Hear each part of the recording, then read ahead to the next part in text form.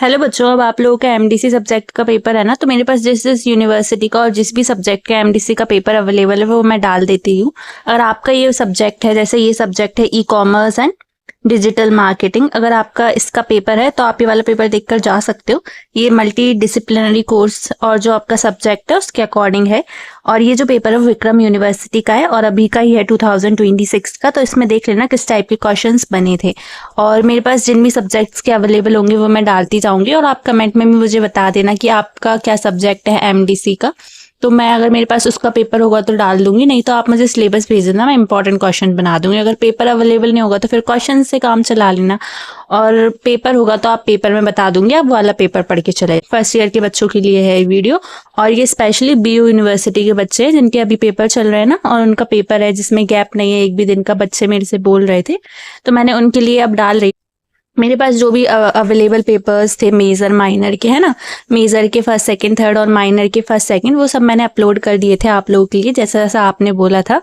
तो अब मैं आप लोगों के लिए एमडीसी वाले सब्जेक्ट्स के पेपर्स को अपलोड कर रही हूँ, है ना। वोकेशनल के भी कुछ सब्जेक्ट्स के हैं तो मैं वो भी अपलोड कर दूंगी आप लोगों के लिए। चलो तो देख, इस टाइप का पेपर पूछा गया था इसमें। ये विक्रम यूनिवर्सिटी का पेपर है। आपका ये वाले पेपर के बारे में आपको आइडिया नहीं होगा तो मैं बता देती हूँ। आपके मेजर माइनर के 3 घंटे के लिए हुए थे, है ना, और 70 मार्क्स का पेपर होता था, 25 मार्क्स चाहिए होते थे पास होने के लिए। पर यहाँ पे जो आपका एमडीसी सब्जेक्ट है उसमें आपका 100 मार्क्स का ही पेपर होगा, उसमें 35 मार्क्स चाहिए होंगे आपको पास होने के लिए, और 2 घंटे मिलेंगे आपको इन क्वेश्चंस के आंसर्स लिखने के लिए, है ना। चलो स्टार्ट करते हैं। इसमें मार्क्स डिस्ट्रीब्यूशन किस टाइप से है। 3 सेक्शन होंगे आपके सेम।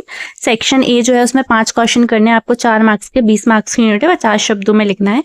पहला जो क्वेश्चन था वो क्या था, आप मैनेज कर लेना, है ना, थोड़ा ब्लर भी रहे तो मैं आप लोगों को बता देती हूँ। पहला जो क्वेश्चन था वो था explain the core principle of IKS, Indian knowledge system है ये, भारतीय ज्ञान परंपरा के मुख्य सिद्धांत को समझाइए। फिर है second question, what do you mean bye e commerce, ये डिजिटल मार्केटिंग का पेपर है अगर शॉर्ट में बोले तो, है ना। तो सेकंड जो क्वेश्चन है वो है what do you mean bye e commerce, e commerce से क्या तात्पर्य होता है। थर्ड है डिफाइन इंटरनेट, इंटरनेट को परिभाषित कीजिए। फोर्थ है what do you mean by digital marketing, digital marketing से क्या तात्पर्य है। फिफ्थ क्वेश्चन है डिफाइन SEO, SEO को परिभाषित कीजिए। फिर है आपका सेक्शन बी, उसमें 5 क्वेश्चन करने हैं, 10 मार्क्स के, 50 मार्क्स की यूनिट है, 200 शब्दों में लिखना है। दूसरा जो क्वेश्चन आया था इससे वो था what is the role of JKS in business, व्यवसाय में भारतीय, JKS नहीं IKS ही है वो, व्यवसाय में भारतीय ज्ञान परंपरा की भूमिका होती है, क्या भूमिका होती है।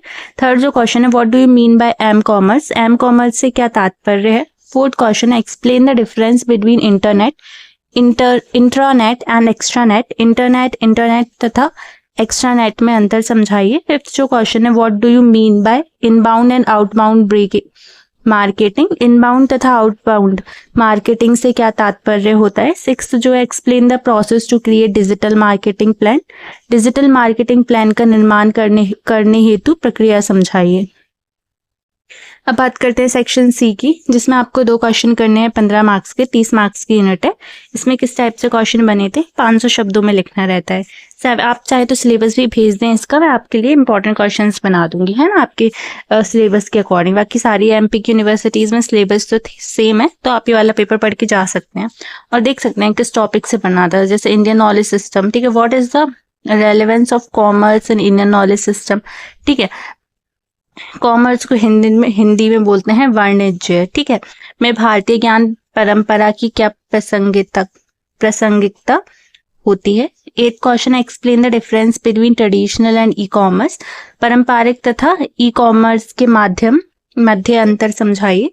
9 जो है what do you mean by encryption, explain its type, encryption से क्या तात्पर्य होता है, इसके प्रकारों को समझाइए। 10 जो क्वेश्चन है explain the scope and benefits of digital marketing, digital marketing के स्कोप तथा लाभों को समझाइए। 11 जो क्वेश्चन है वो है what do you mean by social media marketing, explain email marketing, social media marketing से क्या तात्पर्य होता है, ई मार्केटिंग को समझाइए, है ना। ये सारे क्वेश्चन थे, आप देख सकते हैं। अभी भी कुछ क्वेश्चंस बचे हैं। सेकंड जो क्वेश्चन है वो है analyse the function of information generators, providers and intermediaries with suitable example from the digital environment, ठीक है, ये पढ़ा हो जाएगा कि डिजिटल परिवेश के उपयुक्त उदाहरण सहित सूचना उत्पादक, ठीक है, पद क्या है ये, पदाताओं, मध्यस्थ के कार्यों का विश्लेषण कीजिए। और में जो क्वेश्चन था, लास्ट क्वेश्चन है ये, discuss the role of encyclopaedias and dictionaries as a reference source, संदर्भ श्रोता के रूप में विश्वकोश एवं शब्दकोश की भूमिका पर चर्चा कीजिए। ठीक है, ये पूरा पेपर था किसका, डिजिटल मार्केटिंग का। इस वाले पेपर को एक बार एग्जाम से पहले जरूर से पढ़ के जाए, है ना। आपको कम ही टाइम मिलेगा तो ये पढ़ लेना, चाहे तो मैं आपके लिए 15 इंपॉर्टेंट क्वेश्चंस भी बना दूंगी, सिलेबस भेज देना मुझे, है ना। और मेरे चैनल को सब्सक्राइब जरूर करना और लाइक भी कर देना। Thank you so much.